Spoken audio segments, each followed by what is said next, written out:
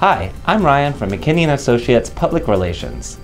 If you're watching this video today, it's because you'll be working with our firm on an upcoming video project.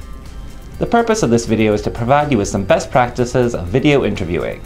We want you and your video to look and sound the best possible, for it to be fun and interesting for the viewer to watch.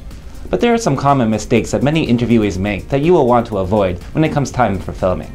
So let's get started with some video don'ts.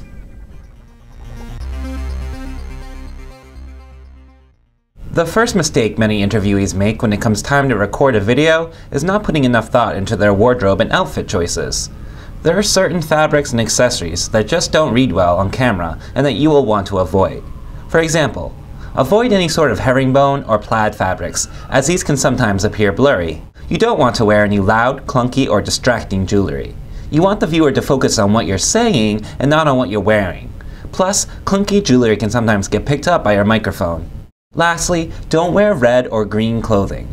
These colors can bleed and/or cause issues when editing and doing post-production.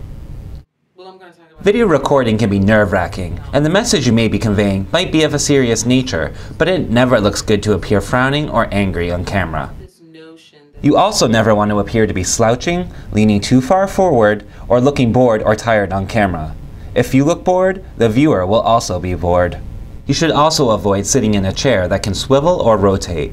You may not even realize you're moving while you're talking, but doing so is incredibly distracting to the viewer, so find a stationary chair if you're going to sit during your interview. Another bad look is to sit behind a desk on camera. It can work for certain executive-style speeches, but generally it creates a barrier between you and the viewer, which is often disconnecting. When it comes time for you to speak on film, you don't want to overly rehearse your answers. This is a common mistake, but being too prepared will only make you more nervous, and the viewer can almost always tell when the camera subject is just reading a prepared statement. You also want to avoid long-winded answers.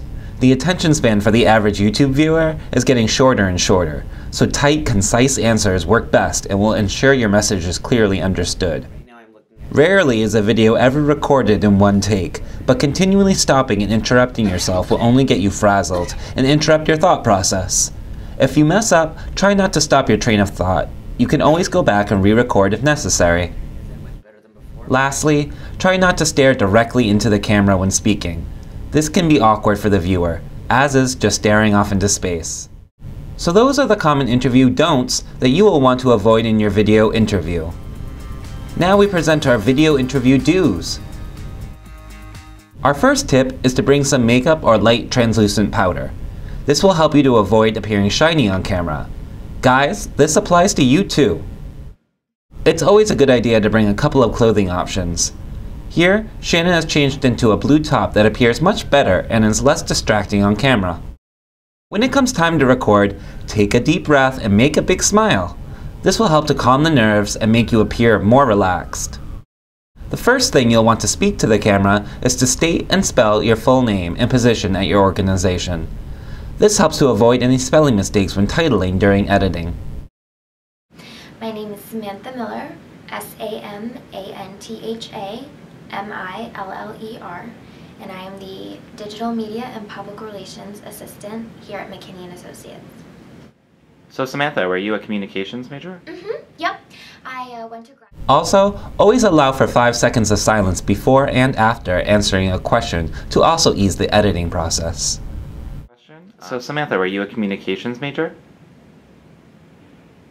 I was a communications major in college.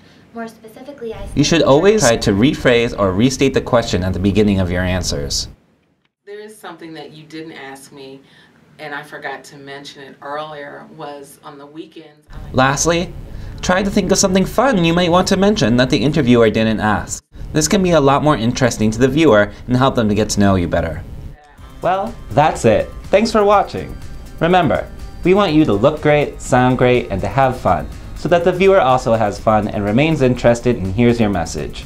If you keep these easy to remember tips in mind, when it comes time for filming, you'll be at ease, look confident, and your video will turn out great.